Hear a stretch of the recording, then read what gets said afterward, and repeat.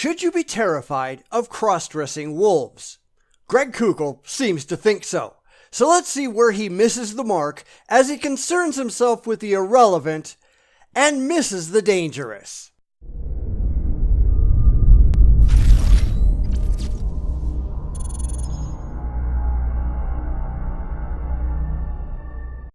This one is kind of a weird one, as Stand to Reason's Greg Koukl tries to tell us about wolves in sheep's clothing and how we should avoid them. Now, I agree, but the real wolves, the real predators hiding under the vestments of the clergy, are things that the religious never want to talk about.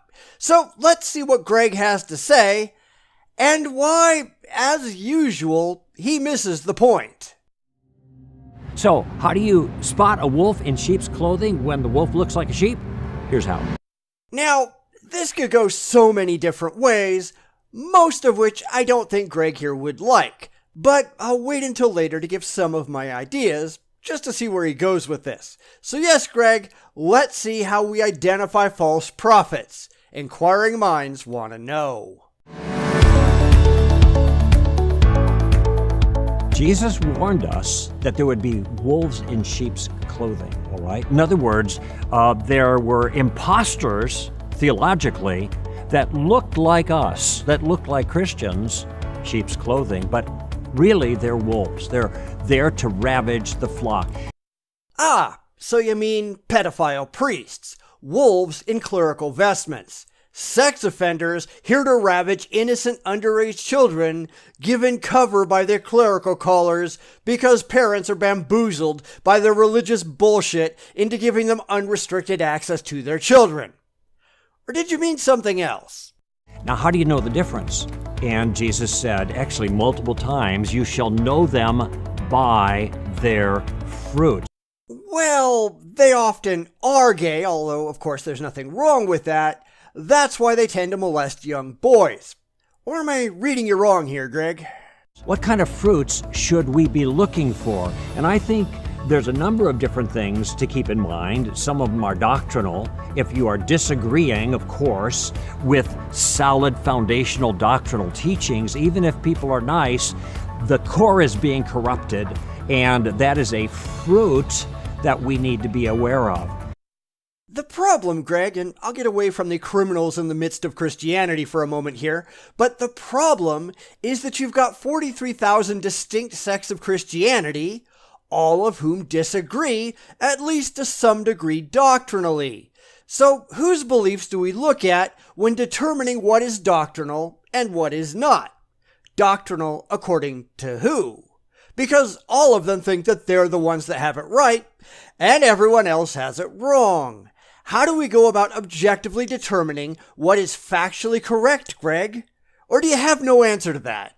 But I think more to the point is that at the end of the passage there in Matthew chapter 7, where Jesus is talking about this, he talks about kind of the time of judgment when Jesus addresses them, and he says to them, I never knew you, you workers of lawlessness. That's the key.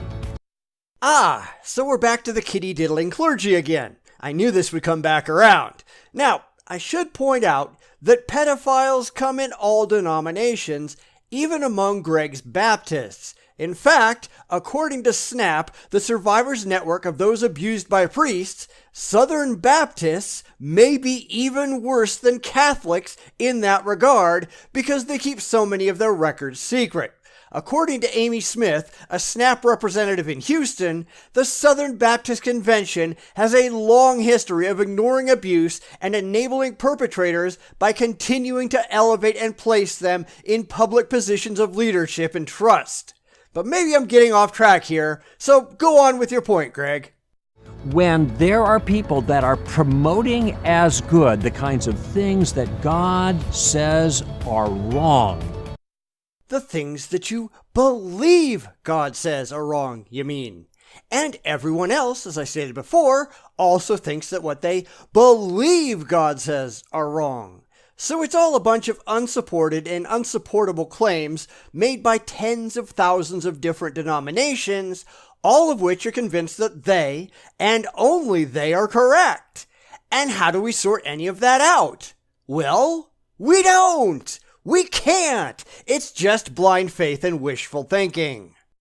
They are promoting lawlessness. They are promoting their individual views, just like you are. You can't all be right, but you could, and very likely are, all wrong. Think about that, won't you? That's an indication of a fruit that is evidence of a wolf in your midst.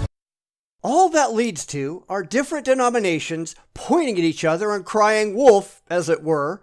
And to those of us on the outside, it isn't long before we stop paying any attention to your meaningless accusations, because not only does it not matter what crazy things you all believe, but we can see you're all ignoring the real wolves in your midst, the real people who are demonstrably harming the most innocent, but who not only don't get purged from your ranks, they actively get protected and defended. And that goes for your church too, Greg.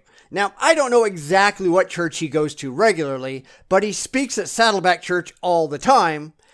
And in 2017, Reuven Muhlenberg, a youth minister from the Lake Forest, California Saddleback Church, was arrested for molesting two 14-year-old boys at the church.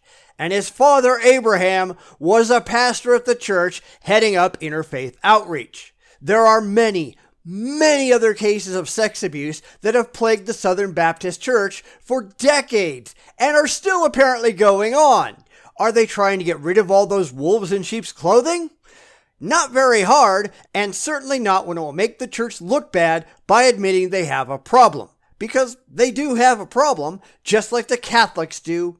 And neither organization has any real interest in solving it by keeping their priests and other staff members from having close contact with unattended children. They're sure not telling parents to be careful who they leave their children with, even if it is just a general warning not directed at members of the clergy. Nope, they don't actually want to protect children if it gets in the way of getting their collection plates filled on Sundays. They're not concerned with the real wolves, just the stupid ideological squabbling that goes on between sects. Or is that not what you meant, Greg? I get so confused sometimes.